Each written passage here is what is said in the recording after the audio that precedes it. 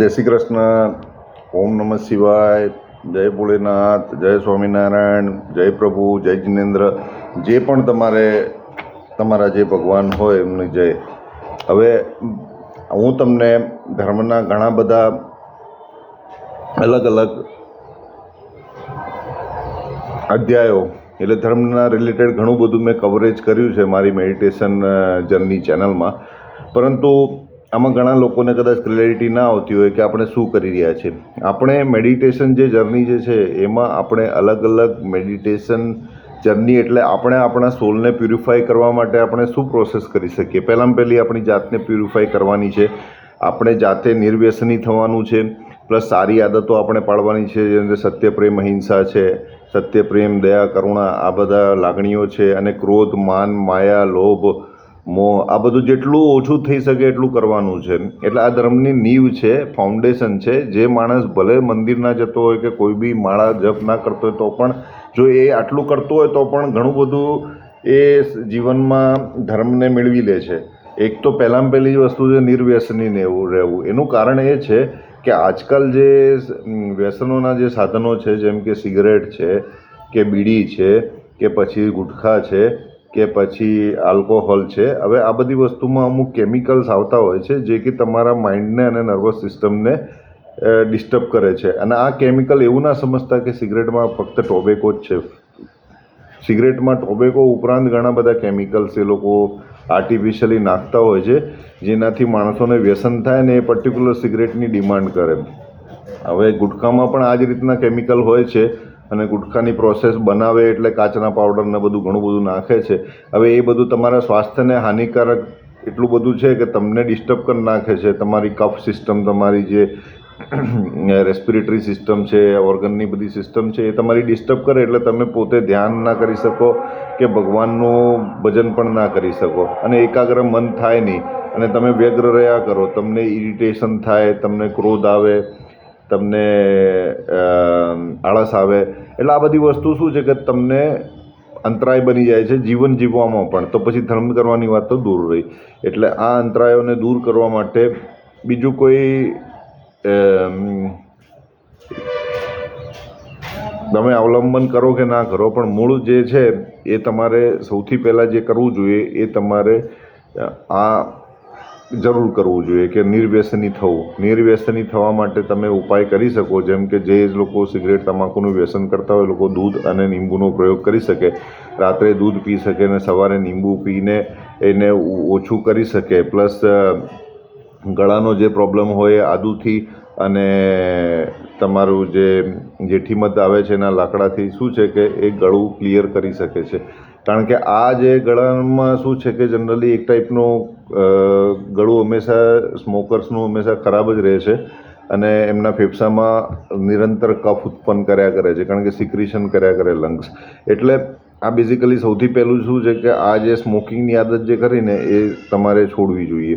બીજી વસ્તુ, ડ્રિંકિંગ જે કરતા હોય એમને બી એ તો બહુ જ મોટો અંતરાય છે, કારણ કે એમાં તો મતિની કુમતિ થઈ જાય છે. એટલે આ બધી વસ્તુઓ શું છે કે તમને મતિ ભ્રમ કરાવી દે છે.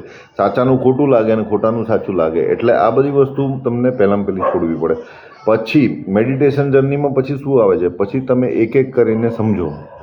એક એક શાસ્ત્રનું થોડુંક અધ્યયન જો થઈ શકતું હોય તો કરો, અને ના થઈ શકતું હોય તો તમે સાંભળો. શ્રવણમ કીર્તનમ એટલે આ વસ્તુ તમે સાંભળો. હવે જેમ કે હવે સ્વામિનારાયણ સંપ્રદાય છે. હવે આપણે એક એક સંપ્રદાયનું પહેલાં પણ ડિસ્કસ કરેલું, આ પાછું થોડું ઘણું ડિસ્કસ કરી લઈએ કે એક એક સંપ્રદાયના જે તમે સાધુઓને ફોલો કરતા હોય કે સત્સંગીઓને ફોલો કરતા હોય એના કરતાં તમે એવું કરો કે એમના જે મૂળ શાસ્ત્ર જ વાંચો. મૂળ શાસ્ત્ર વાંચો અને એને ફોલો કરો. કારણ કે આ બધી ભગવાનની વાણી છે. કોઈ પણ જે ગીતા જે લખી છે ભગવાન કૃષ્ણ એ જે કહી છે કે ભાગવતમ છે, શ્રીમદ ભાગવતમ છે કે પછી શિવપુરાણ છે, આ બધું શું છે કે ડાયરેક્ટ આવેલું છે ને અમુક પ્યોર ફોર્મમાં તમને હજુ પણ મળી રહે છે. તો એ પ્યોર ફોર્મનો ઉપયોગ કરીને એવી ધર્મની સાચી માહિતી મેળવી જરૂરી છે કે તેમાં શું છે કે તમે ખોટા રાહે ના જાઓ. હવે જેમ કે આ વચનામૃત છે, આ વચનામૃતનું પુસ્તક છે, હવે કેટલા લોકો વાંચે છે. આના આ ભ્રંશ નથી થયું એટલે હજુ આપણું ભાગ્ય છે કે આ અભ્રંશ હજી સુધી થયું નથી, કારણ કે 200 વર્ષ જ થયા છે સ્વામિનારાયણ ભગવાનને કહે. એટલે આનું જે કંઈ છે એ સારું છે. હા, તો આ એક તમે એકવાર આ વાંચી શકો અને આમાં અમુક 1-2 ડાઉટ્સ છે જે બીજા સંપ્રદાયને ક્રોસ કરે છે એ આપણે પછી ક્લિયર કરીશું કે બીજા સંપ્રદાયને કેમ ઘનશ્યામ મહારાજે ક્રોસ કરેલા છે કે વિરોધાભાસ ઉત્પન્ન કરેલા છે. તો એ આપણે પછી જોઈશું કે જેમ કે ઘનશ્યામ મહારાજે જૈનિઝમ ઉપર અમુક ટિપ્પણીઓ કરી છે તો અને એ આત્માની વિશે જે ટિપ્પણી કરી છે, કારણ કે આમાં કેવું છે કે કોઈ બી એક સંપ્રદાયનો વ્યક્તિ હોય બીજા સંપ્રદાયમાં જ્યારે એન્ટર થાય ત્યારે શું છે કે પોતાના સંપ્રદાયને છોડીને બીજી વસ્તુ બી શરૂ કરી દે છે અને એનાથી ભટકવાનો ઘણો બધો સ્કોપ થઈ જાય છે. એટલે જનરલી ધર્મગુરુઓ જે ખરા એ પોતાના સંપ્રદાયને અડીને ટકી રહેવાનું અને દ્રઢપણું રાખવાનું, નિશ્ચય રાખવાનું હંમેશા આગ્રહ રાખતા હોય છે. એનાથી શું છે કે એમના ભક્તજનોનું, શ્રાવકોનું કલ્યાણ થાય. હવે જૈનિઝમ છે, જૈનિઝમમાં પણ એટલી બધી સારી વસ્તુઓ છે. એટલે દરેક ધર્મની આપણે સારી વસ્તુઓ લઈએ છીએ જેનાથી શું છે કે તમારો ટોટલ ઉદ્ધાર થઈને તમે મોક્ષ માર્ગે જઈ શકો, ભક્તિ માર્ગે જઈ શકો. હવે જનરલી બધા જે કંઈ ધર્મ કરતા હોય, જનરલી લોકો આજકાલ એવું દેખવામાં આવે છે કે તકલીફો પડે, પ્રોબ્લેમ પડે, ફાઇનાન્શિયલી હોય, આદિ વ્યાધિ ઉપાધિ દરેક પ્રકારની તકલીફો હોય એટલે ભગવાનને ભજવા માંડે અને ભગવાન પાસે જઈને તરહની માંગણીઓ કરે, બાધાઓ કરે, આ બધું કરતા હોય છે જનરલી. એનાથી બી લોકોને શું છે કે એક આસ્થા અને શ્રદ્ધા બેસતી હોય છે કે ભગવાન સારું કરશે. પણ એ પણ સારી વસ્તુ છે, કારણ કે જનરલી માણસ જો જાય તો જાય ક્યાં? આજના સમયમાં કોઈનું સાંભળે નહીં, એને ઘણી બધી ફાઇનાન્શિયલ તકલીફો હોય, બીજી ઘણી બધી પ્રકારની વ્યાધિઓ હોય, આદિઓ હોય, તો એમાં ભગવાન જ એનું નિરાકરણ લાવી શકે અને એનાથી કદાચ એનું કર્મ ખપી જાય અને એને જો ભગવાન આગળ વધાવી દે અને એના જે સુડીના ઘા છે ને સોયથી નીકળી જાય, એટલે ટૂંકમાં એમના જે દર્દ છે ઓછા થઈ જતા હોય કદાચ ધ્યાન, ઉપાસના, ધર્મ, ભક્તિ કરવાથી, શ્રવણમ કીર્તનમ કરવાથી, તો એમાં કંઈ ખોટું નથી. એટલે આ શ્રદ્ધાનો વિષય છે એટલે જનરલી લોકો કરતા હોય છે. એમાં મૂર્તિ પૂજા પણ આવી ગઈ અને ઘણી બધી વસ્તુઓ આવી ગઈ, પરંતુ એમાં કશું જ ખોટું નથી, કારણ કે એ પણ એક રીતે માધ્યમ જ છે અને એ પણ એક આશ્રય જ છે. પરંતુ આમાં આ મેડિટેશન જર્ની જે છે એ એટલી આગળ વધવાની છે, આગળ ધપાવવાની છે કે એમાં તમારે શું છે કે ઊભું નથી રહેવાનું. હવે એક સ્ટેજ આવ્યા પછી શું છે કે તમને કદાચ આમાં બી રસ ઓછો થઈ જાય. જેમ કે અમે જ્યારે વિદેશમાં ગયા હતા, જેવા આફ્રિકા જેવા દેશોમાં, તો મંદિર જવાનું તો શક્ય થતું જ નહોતું રોજ. તો પછી અને ઘરમાં એવું પૂજાપાનું પણ ના હોય કે ફોટો હોય, બહુ ફોટો ને કે ઘી દીવો કરી શકીએ, માળા કરી શકીએ, કાં તો પછી આપણી પુસ્તકમાંથી વાંચીને આપણે પાઠ કરી શકીએ. બસ આ વસ્તુ જે પોતાની ભક્તિ જે છે એ તમે પોતે કરી શકો, પરંતુ કોઈ માહોલમાં જેમ કે મંદિરોમાં જઈને બધી આખા ગ્રુપમાં ભક્તિ કરવી, એવું બધું સત્સંગ કરવું, એવું બધું શક્ય નથી બનતું. એટલે હવે બીજા પણ એમાં ઉપાયો છે, જેમ કે ધ્યાન છે. એ ધ્યાનના જે ધ્યાનથી શું છે કે મન નિર્મળ બને છે, મન શાંત બને છે અને મન કાબૂમાં પણ આવે છે છેલ્લે. હવે ઘણા બધા ધ્યાનના ઉપાયો છે. એમાંનો એક ઉપાય વિપස්සના સાધના, જેના વિશે ઘણું બધું મેં અગાઉ મેડિટેશન જર્ની આ ચેનલમાં ઘણા બધા વિડીયોઝ દ્વારા કહ્યું છે.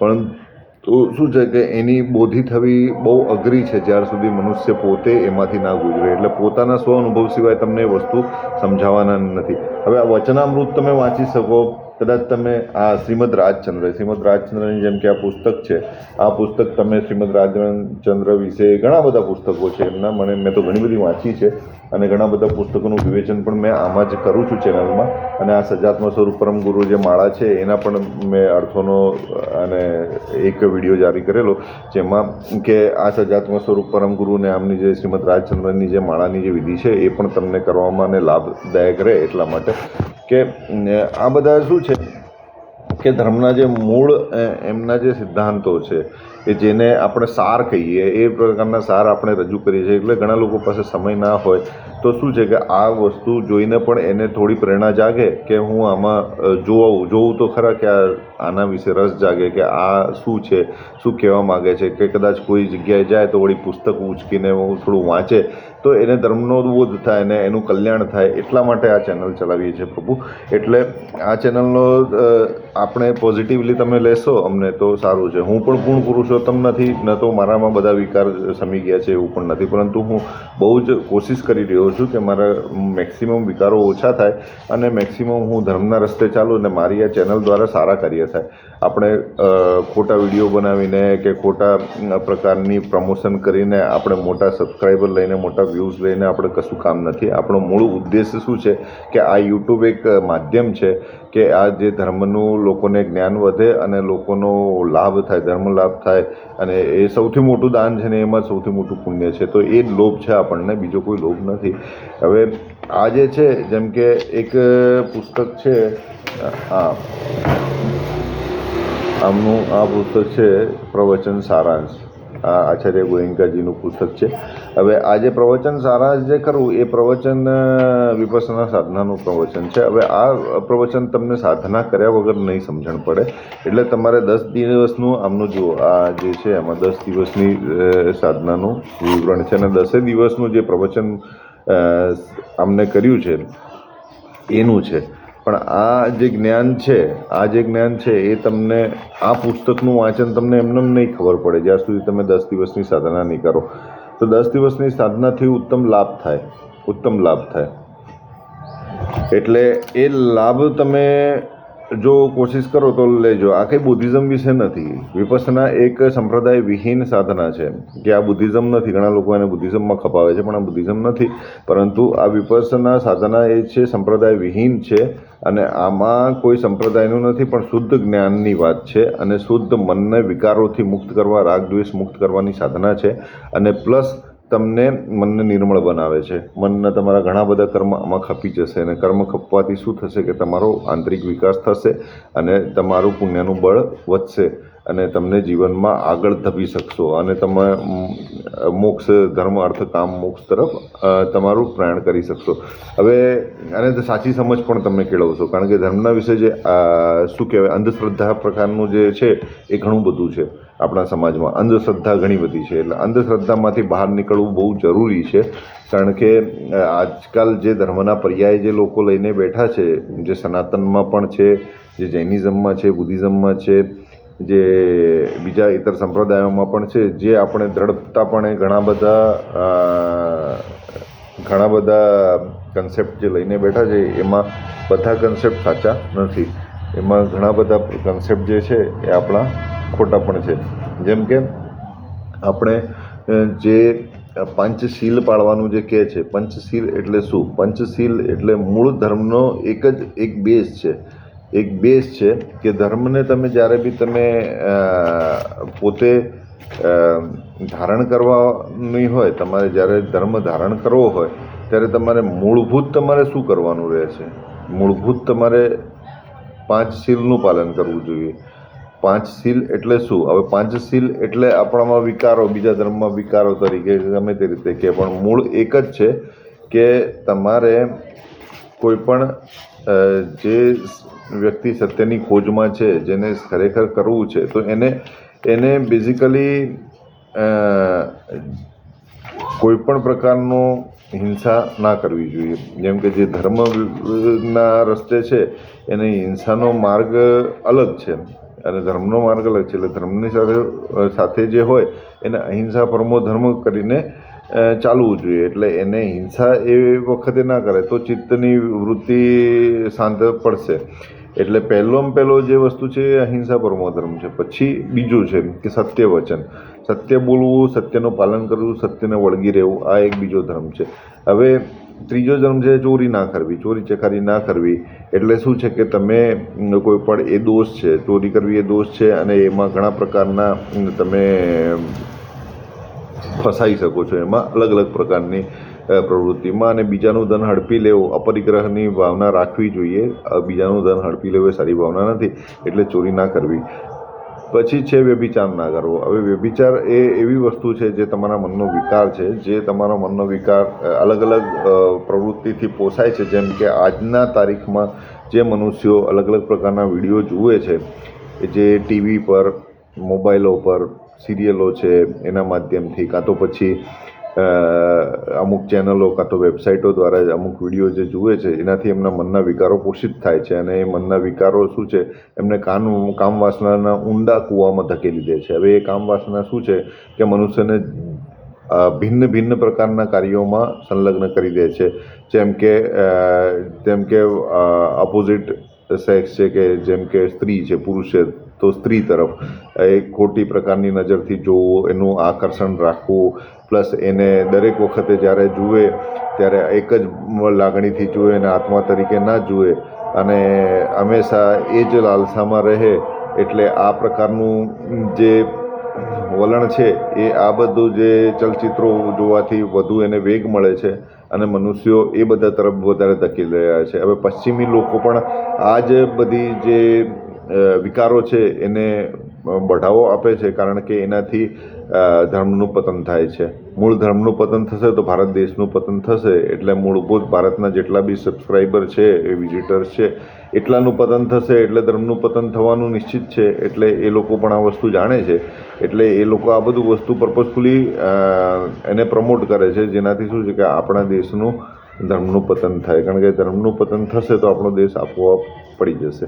એટલે આપણે એક મૂળભૂત પોતાનાથી શરૂઆત કરીએ અને પછી આખા સમાજને સુધી પહોંચતી કરીએ કે આ બધા પ્રકારના ચલચિત્રો જોવાની, જેનાથી શું છે કે મનના વિકારો ઉત્પન્ન થાય. બીજું એવા પ્રકારના સાહિત્ય, એવા પ્રકારની ટેલિવિઝન ક્લિપો, ટેલિવિઝન સિરિયલો, વેબ સિરીઝ કે કંઈ પણ એ પ્રકારનું જોવું નહીં, અને ના જોવાથી પ્લસ એવા પ્રકારના મીડિયા ન્યૂઝ પણ જોવાથી આ પ્રકારના વિકાર જાગૃત થઈ જાય છે. એટલે એ કામ વાસના જે ખરો એ સૌથી મોટો વિકાર તરીકે ઉત્પન્ન થયો છે, જે મનમાં ને મનમાં મનુષ્યને છે ને મનુષ્યને તોડી નાખે છે અને અલગ અલગ કાર્યો કરવા તરફ પ્રેરિત કરે છે, જે કે અસામાજિક પ્રવૃત્તિઓ છે એ બધામાં ધકેલી દે છે અને મૂળભૂત મનુષ્યનો વીર્યનો નાશ થાય છે અને મનુષ્યનું જે અંતિમ લક્ષ્ય છે મોક્ષ માર્ગ કેળવવાનો અને આત્મજ્ઞાન કરવાનો, એ આત્મજ્ઞાન પામવાનો રસ્તોથી માણસ વિચલિત થઈ જાય છે, ભટકી જાય છે અને ધર્મના માર્ગેથી ઉતરી જાય છે અને પછી એને કાંઈ જ નજર નથી આવતું અને શક્તિહીન થઈને મનુષ્યો ફરે છે. એટલે આ પ્રકારની અવસ્થામાં ના જઈને આપણે પંચશીલમાંનું એક શીલ વ્યભિચાર ના કરવો, તે પર સ્ત્રી ગમન વ્યભિચાર ના કરવો, એટલે એ મૂળભૂત ધર્મ છે. પછી એટલે આપણો ક્રોધ ના કરવો એ એક ધર્મ છે, ચોરી ના કરવી એ ધર્મ છે, સત્ય બોલવું એ ધર્મ છે,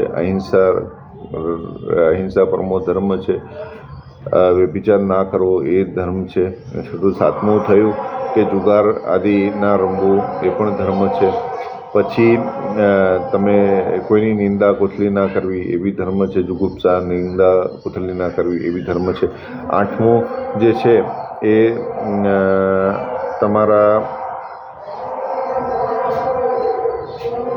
એટલે આ વિકારોને જે પણ ઉત્તેજન આપે, કામ, ક્રોધ, લોભ, મોહને ઉત્તેજન આપે એવા પ્રકારનું કોઈ પણ કાર્યમાં સંલગ્ન થવું એ પણ એક વિકાર જ છે. એટલે એ પ્રવૃત્તિથી દૂર રહેવું, તો જ એ શીલની તમારી શીલનું પાલન થશે અને એ શીલનું પાલન થવાથી તમારો ધર્મ તરફ ઝુકાવ થશે અને તમે આ મેડિટેશન જર્નીમાં તમે આગળ વધી શકશો. એટલે આ જે પંચશીલો છે એ દરેક ધર્મવાળા વ્યક્તિ માટે કોમન છે. એ કોઈ એવું નથી કે હિન્દુમાં નથી કે પછી જૈનોમાં નથી કે સ્વામિનારાયણ પંથમાં નથી, એ બધા જ સંપ્રદાયોમાં એક્સેપ્ટેબલ છે. આ દરેક આ જે સર્વમાન્ય ધર્મ છે, આ સર્વમાન્ય ધર્મ છે આ પંચશીલ પાલન. એટલે આટલું તમે પાલન કરશો તો પણ તમે કોઈ મંદિરે નહીં જાઓ, કોઈ બી પ્રાર્થના નહીં કરો કે કોઈ બી ભક્તિના માર્ગે નહીં ચડો તો પણ ઘણો ખરો તમારો ધર્મ સિદ્ધ જ છે. વ્યસન ના કરો, આ એક આઠમું છે, વ્યસન ના કરો કોઈ બી પ્રકારનું. એટલે આ બધું વસ્તુ શું છે કે આ મૂળભૂત ધર્મ છે. તમારા વ્યસન એટલે તમને એવું પણ ના વ્યસન હોવું જોઈએ કે રોજ બહુ અતિક્રમણ કરવું જમવામાં. એટલે આ જમવાનું પણ એક વ્યસન છે. વધુ પડતું જમવું, વધુ પડતું સુગર ખાવું, આ બી સુગરનું બી એક વ્યસન છે. સુગર નું વ્યસન એટલે વધુ પડતી ચા પીવી, વધુ પડતી કોફી પીવા, આ બધા પ્રકારના બી એક પ્રકારના વ્યસનો છે. વધારે ઊંઘ લેવી, આવી આળસપણું રાખવું, એટલે એ આ બધા વ્યસનો બીજા બધા વ્યસનો લાવે છે. એટલે ટૂંકમાં શું છે કે આ મૂળભૂત તમે વસ્તુઓ કરશો તો બી તમે ધર્મથી તમે ધાર્મિક જ કહેવાશો ને તમે એક ડિસિપ્લિનમાં જ જીવન જીવી શકશો. એટલે આ જીવન જીવવાની કળાના એક મૂળભૂત સિદ્ધાંતો છે. એ કોઈ પણ સંપ્રદાય વિહીન છે, એવું નથી કે એ મૂળભૂત ધર્મ છે. એ સંપ્રદાયમાં કોઈ એવું જરૂરી નથી કે દરેક સંપ્રદાયમાં આ વસ્તુઓ જો તમે કરશો તો તમને એન્ટ્રી છે. તમે ઇસ્કોનમાં જાઓ કે સ્વામિનારાયણ સંપ્રદાયમાં જાઓ કે તમે જૈનોમાં જાઓ કે કોઈ બી જગ્યાએ જાઓ, તો તમારું આટલું જે આચરણ તમે જો પાળશો તો તમે ધર્મમાં છો જ.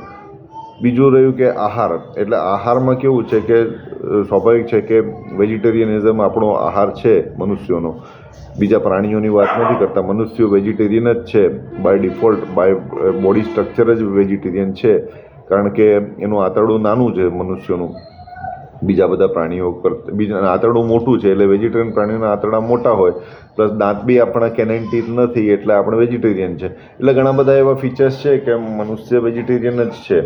પ્લસ એટલે આપણે મનુષ્ય વેજીટેરિયન જ આહાર લેવો જોઈએ. એનાથી અહિંસા રહે એટલે હિંસા ના થાય પ્રાણીઓની, ને પ્રાણીઓના ખોટા વાઇબ્રેશન્સ તમારા સુધી ના પહોંચે. એટલે અહિંસા અને વેજીટેરિયનિઝમનું સીધું કનેક્શન છે. પ્લસ તમારા વાઇબ્રેશન્સ કેવા છે, તમારું આખું થિંકિંગ છે એ એના ઉપર છે, તમારો ગંધ, પરસેવો, આ બધી જ વસ્તુ આ તમારા ફૂડથી રિલેટેડ છે. ડુંગળી લસણ નહીં ખાવાનું બી એક જ વસ્તુ છે કે તમારી ચેતના જે છે ઉજાગર થાય છે, પાછળથી જે ઉદર્વગામી બને છે એ અધોગામી ના બને, એ ચેતના નીચે જાય છે. નહીં તો કારણ કે તમારા જે વિકારોને પોષિત કરવાવાળા જે આ બધા દ્રવ્યો છે, ડુંગળી લસણ છે, બીજા ઘણા બધા માદક પદાર્થો છે, આયુર્વેદિકો છે, એ બધા તમારી જે કામ વાસનાને ઉત્તેજન આપે છે. એટલે તો આને ના પાડે છે દરેક ધર્મમાં, એ શિવમાં બી ના પાડે છે, શિવ પંથમાં બી, સ્વામિનારાયણમાં પણ ના પાડે છે, અને જૈનોમાં તો ના જ છે. એટલે આ બધા જે પણ તમારી કામ વાસનાને ઉત્તેજન આપે એવા માદક પદાર્થોનું સેવન પણ ના કરવું, એ પણ એક વ્યસન જ છે એક પ્રકારનું, ને અધાર્મિક પ્રવૃત્તિને તમને પ્રયોજન આપો. તો તમે જીવન જીવવાની કલા માટે આ બધા બેઝિક વસ્તુ છે. પછી તમે કોઈ પણ સંપ્રદાયમાં એન્ટ્રી લો કે કોઈ પણ સંપ્રદાયમાં જાઓ તો પછી તમારા માટે ઘણું બધું સરળ થઈ જશે. અને પછી તમારે ભક્તિ હોય કે જે કંઈ નિર્દેશન હોય, જે ગુરુનું નિર્દેશન હોય, ગુરુ એટલે હું તો ગુરુને એમને માનું કે જેમ કે સ્વામિનારાયણ સંપ્રદાય હોય તો સૌથી મોટા ગુરુ જે ઘનશ્યામ મહારાજ હતા. કૃષ્ણ, તમે ગીતા વાંચો તો કૃષ્ણ તમારા ગુરુ થયા.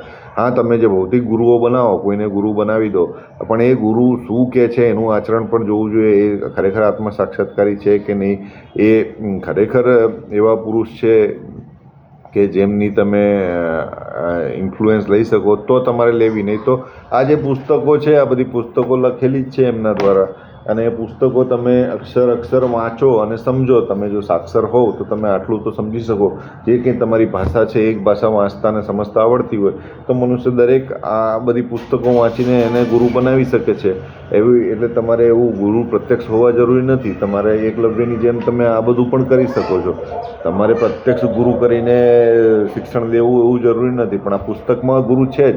ઘનશ્યામ મહારાજ જેમ કે સ્વામિનારાયણ સંપ્રદાયના જે સ્થાપક ખરા, એ ઘનશ્યામ મહારાજ મૂળ ગુરુ જ છે. કારણ કે આમાં ઘનશ્યામ મહારાજે જ પોતાની બધી જે પ્રવચનો લખ્યા છે પોતે બોલી રહ્યા છે એ પ્રકારે જ લખ્યા છે. તમને એવું પણ ના ફીલ થાય જ્યારે તમે વાંચતા હો એટલે કે તમે કોઈ બીજી વાણી વાંચી રહ્યા છો. સિમિલરલી તમે શ્રીમદ રાજચંદ્રને વાંચો તો તમને એવું લાગે કે શ્રીમદ રાજચંદ્ર પ્રત્યક્ષ જ છે. તમારી એવી ભાવના હોવી જોઈએ, તમારી એવું દ્રઢ, તમારું એવું કોન્સન્ટ્રેશન હોવું જોઈએ કે એ જે બોધ આપી રહ્યા છે એ તમને સીધો તમને બોધ મળી રહ્યો છે. કારણ કે તેમના પુસ્તકોમાં સાફ આ બધી વસ્તુ લખેલી છે. એમના જીવન આચરણ તમે એમની જીવની વાંચો, તમે કેવી રીતે જીવન જીવ્યા એ વાંચો, તો પણ તમને મતલબ ઘણો બધો બોધ થઈ જશે. તમારે એવું જરૂરી નથી કે પછી કોઈ ગુરુ કરવા ને પછી એને વિશે એ ગુરુ કે એમ જ કરવું. તો તમે સતત તમારા પોતાનામાં જ લાગ્યા રહો, બીજાનું છોડ દો. અને સંપ્રદાયના વિશે ટિપ્પણીઓ પણ કદાચ છોડી દેવી જોઈએ, કારણ કે આપણે પણ ટિપ્પણીઓ નથી કરતા. મેં કહેવાય કોઈ ચેનલમાં ટિપ્પણી નથી કરતો કોઈ પણ સંપ્રદાય વિશે, કારણ કે જે કંઈ ચાલે છે, જે કંઈ થાય છે, જે કરે છે એ ભોગવે છે, કરે એ ભોગવે, એ નીતિ રાખવી. આપણે નથી કરતા તો આપણે નથી ભોગવવાના. જે પણ કરશે એ ભોગવશે, એટલું પાક્કું છે. કારણ કે કામ, ક્રોધ, લોભ, મોહ, રાગ, દ્વેષ જે પણ વ્યક્તિ કરશે એને કર્મની ગાંઠો બંધાવવાની જ છે. અને કર્મની ગાંઠો જેવી બંધાશે એ દુઃખી થશે. અને 4 ગતિ જે છે, તિર્યંચ, મનુષ્ય, દેવ અને પશુ, આ 4 ગતિમાં સ્વસ્તિકમાં જે બતાવેલી છે 4 ગતિ છે, સ્વસ્તિકના 4 ખાના, એ 4 ગતિમાં મનુષ્ય ભ્રમણ કરે જશે અને એમાંથી મુક્ત નહીં થઈ શકે. જો મુક્ત થવો તો એક જ રસ્તો છે કે ધ્યાન યોગ પ્રબળ કરે. પ્રબળ ધ્યાન યોગ એટલે કોઈ પણ સાધનાથી ધ્યાન શીખે. અને એમાં સૌથી ઉત્તમ ધ્યાનની સાધના મારા પ્રમાણે, લોકો કંઈ પણ કહેતા હોય પણ મારા પ્રમાણે એ વિપස්සના સાધના જ છે. કે એમાં જ ધ્યાનનો જે મૂળભૂત સિદ્ધાંત બતાવેલો છે અને એનાથી ધ્યાન થઈ જાય છે, લોકો શીખી જાય છે ધ્યાન સારી રીતે. અને ગુરુ એમાં આ જે છે, જે ગુરુજી સત્યનારાયણ ગોયંકાજી, હા આપણે એમને ગુરુ માન્યા કારણ કે એમને આપણને વિદ્યા આપી, પણ એમને જ ગુરુ માની લેવાય એવું પણ નથી. તમે તમારી રીતે બીજા ગુરુ પણ કરી શકો. ઘનશ્યામ મહારાજને બી તમે સાથે ફોલો કરી શકો. તમારે સત્યનો માર્ગ શોધવો હોય તો તમે બધા જ ધર્મનો આશય લઈ શકો. દરેક ધર્મ એક એક લેવલ પર પહોંચ્યા છે એવું કહે છે. અને તમને જ્યારે ઉત્તમ ધર્મ મળી જાય, જેમ કે આ કદાચ શ્રીમદ રાજચંદ્રનો જે એકદમ શુદ્ધ છે ધર્મ, કે જૈનિઝમમાં બી બહુ પ્યોરિટી વિશે બહુ જ સમજાવ્યું છે એમને મહાવીર સ્વામીના વિશે, કારણ કે પોતે કેવળી જ્ઞાનની હોય જે વ્યક્તિ, એ તમને કેટલું બધું જ્ઞાન આપી શકે. અને એમને બધું જ જ્ઞાન આપણો ભાગ્યશાળી છે કે એમને પુસ્તકોમાં લખી દીધું છે. પણ આપણે જ્યારે નિર્વ્યસની થઈએ, આપણે નશામાંથી બહાર આવીએ, કે આપણે ભાનમાં હોઈએ, હોશમાં હોઈએ ને આપણે વાંચીએ, તો જ આપણને આ બધું સમજણ પડવાની ને, નહીં તો પછી સમજણ કેવી રીતે પડે? અને આપણે શાંત હોઈએ તો સમજણ પડે ને. એ શાંત બનવા માટે જ આ બધું ધ્યાન ને બધું કરવાનું છે, કે મૂળભૂત કામ, ક્રોધ, લોભ, મોહ, માયાથી મુક્ત થઈએ, આપણે આત્મ સંયમ યોગ પામીએ, આપણે પોતાની ઇન્દ્રિયોનો સંયમ કરી શકીએ. અમુક અંશે, પૂરેપૂરું તો સંયમ કરવાથી માણસ પૂર્ણ પુરુષોત્તમ ભગવાન બની જાય છે, પરંતુ આ જ્યાં સુધી તમે સંયમ કરી શકો ત્યાં સુધી જો કરો, દેશકાળ ને બધી વસ્તુને ધ્યાનમાં રાખીને, તો તમારો ઘણો બધો ઉદ્ધાર થશે. આ જ મેડિટેશન જર્ની છે ને આપણો બધાનો ઉદ્દેશ આ જ છે કે મનુષ્ય જન્મમાં આવ્યા તો આપણે મુક્તિ મેળવવી, એ જ આપણો અંતિમ લક્ષ્ય હોવું જોઈએ. ધન કમાવવું, પરિવાર ચલાવવું એ તો છે જ, પરંતુ એ ક્યાર સુધી? જ્યાર સુધી એનો ઉપયોગ છે, જ્યાર સુધી એની જરૂરત છે. અને એ કોઈ ક્રિયાકાંડો અને અંધવિશ્વાસ રાખવાથી નથી થવાનું. કદાચ તમારું પુણ્યનું બંધ હશે અને પુણ્યના યોગ હશે ને તમે મહેનત કરશો ને દિમાગ લગાવશો તો જ એ પૈસો ધન મળશે. લક્ષ્મીનો યોગ તો એક તો પુણ્યનું બંધ હોવું જોઈએ, અને બીજું કે તમને એવું વ્યાપારી મગજ હોવું જોઈએ કે જેનાથી વેપારી બુદ્ધિથી મનુષ્ય કરે. વેપારી બુદ્ધિમાં સાચું ખોટું બધું એ કરીને લોકો પૈસા ધન એકત્ર કરે છે. એટલે ધન એકત્ર કરવું એ કોઈ પ્રમાણ નથી કે તમે ધાર્મિક થઈ ગયા છો. જનરલી બધા જે લોકો ધર્મને એવો આશય માનીને ધાર્મિક થઈ જાય છે અને બહુ રૂપિયા કમાઈને પછી દાન વૃત્તિ કરીને, દાન લખાવીને એવું માને છે ને એવો અભિમાન રાખે છે કે અમે દાન કર્યું આટલા રૂપિયા તો હવે અમે શુદ્ધ થઈ ગયા અને અમે પુણ્યશાળી થઈ ગયા, અમે હવે અમારા પાપ મટી ગયા. પણ દાન કરવાથી કોઈ પાપ મટતા નથી. દાન કરવાથી તમારું કદાચ પુણ્યનું બેલેન્સ કદાચ વધશે, કારણ કે અમુક જીવોનું ભલું થાય છે, પરંતુ તમારું જે પાપનું બેલેન્સ છે એ તો તમારે પૂરું કરવાનું જ છે. એટલે પાપ તો તમારું ત્યાંનું ત્યાં જ રહેશે. હું મારી આવી વ્યાખ્યા છે, હું આવું સમજું છું. કારણ કે જે કર્મનું જે બળ છે એ તો કોઈને છોડતું નથી. એટલે તો એવું નથી કે ધનવાન વ્યક્તિઓ દુઃખી નથી, બધા જ દુઃખી જ છે.